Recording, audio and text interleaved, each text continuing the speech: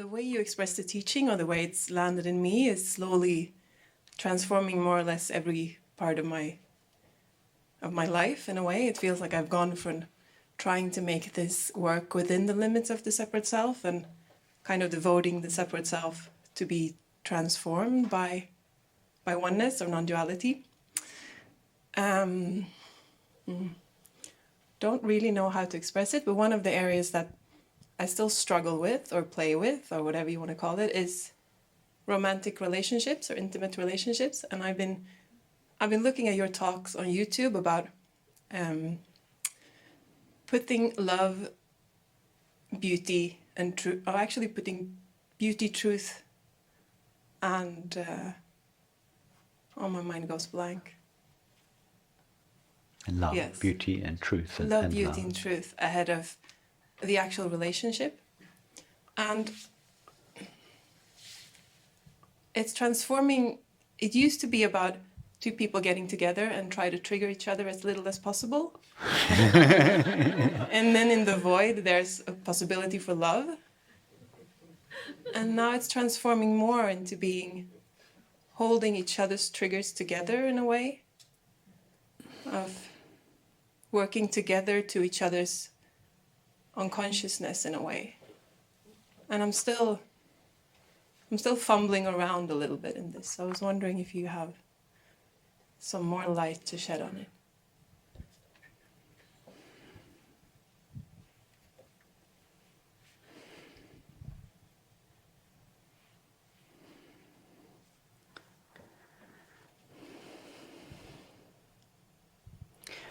Josephine, why do you formulate an intimate relationship, a loving, intimate relationship, in terms of triggers, in terms of, at best, hoping that you don't trigger each other too much and just enjoying the brief gaps in between your triggers, or at best working through your triggers together?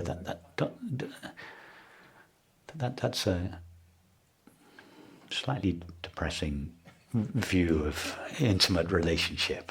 It is. It's probably why it hasn't been working so well. Well, I recommend upgrading your view of intimate relationship. Yes. And intimate relationship, you understand here what we mean by love.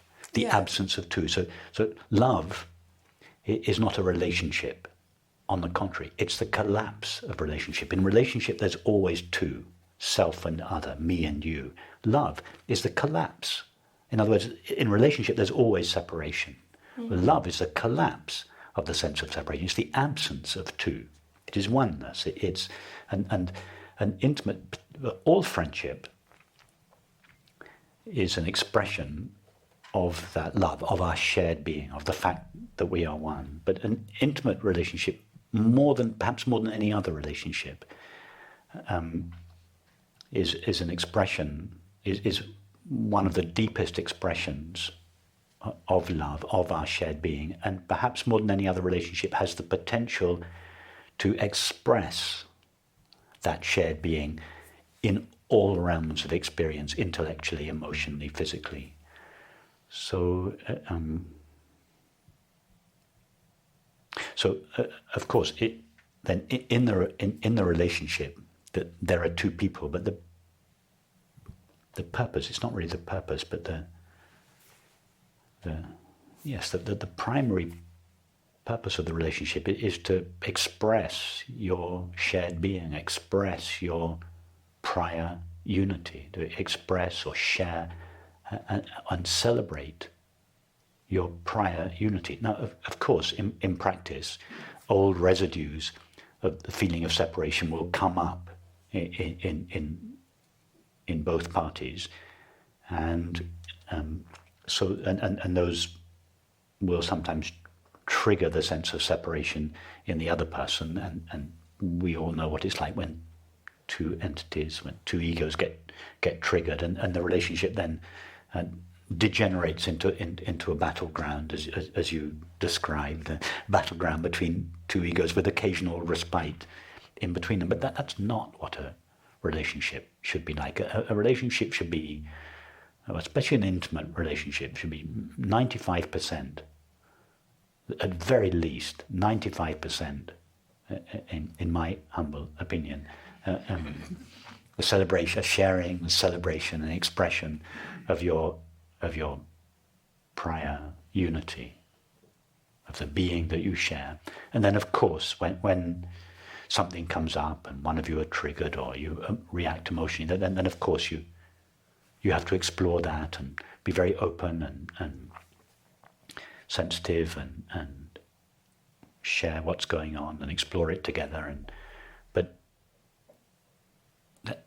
that's not the main focus. It shouldn't be the main focus of the relationship. That's just something you have to deal with. But if your relationship is 95% conflict resolution and just 5% of celebration of love, then possibly you're not with the right person. Well, yeah.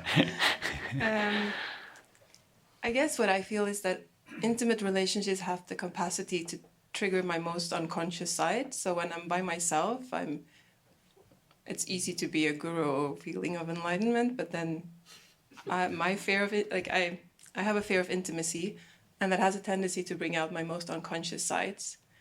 And if I'm with a partner, that kind of, for me, it's the feeling that it's quite an advanced practice to actually meet in love in the way that you describe it, the absence of a person.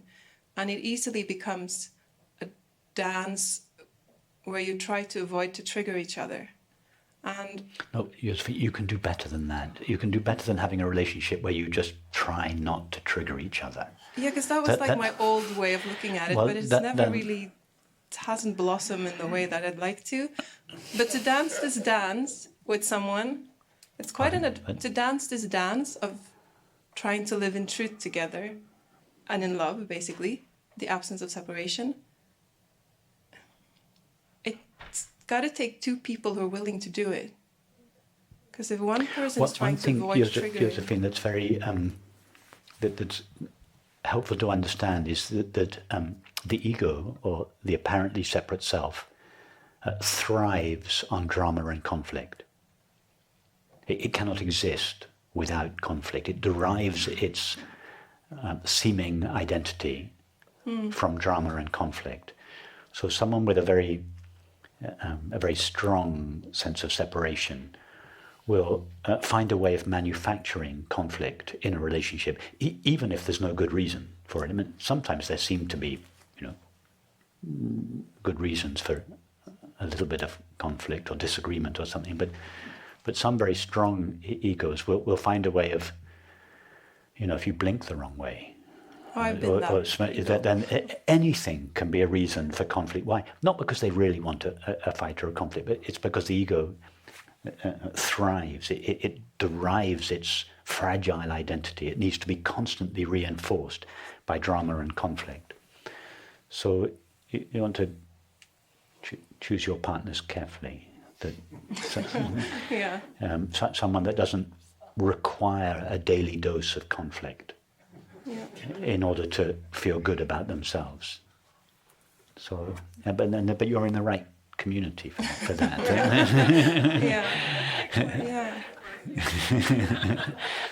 I don't mean to imply by that if you have a relationship with someone in this community, that's a recipe for a good relationship. Not necessarily. You have to have more in common with someone than just a shared love of truth. You can have a genuine, two people who genuinely love truth can get together and they can still not be compatible. So it's not enough just to have a shared love of truth. It's help. It's a very beautiful thing to have a relationship, an intimate relationship, where the ground of your relationship is this understanding, because that helps you when conflicts arise, which they inevitably will in all relationships. When they arise, it gives you the best and quickest way of resolving them, so the conflict lasts half an hour, not 3 weeks. And you resolve it, and as I'm sure you know, when you resolve a conflict in an intimate relationship rather than intensify it, it always brings more closeness. So your conflict actually serves your love. It serves the relationship if you learn to handle it in a way that is consistent with this understanding. Yeah. Yes. Thank you. I think you've given me some more things, because I have this intuitive feeling that there's so much to unfold in the non-dual teaching in intimate relationships. It's just a very delicate dance to do it. But yeah, thank you.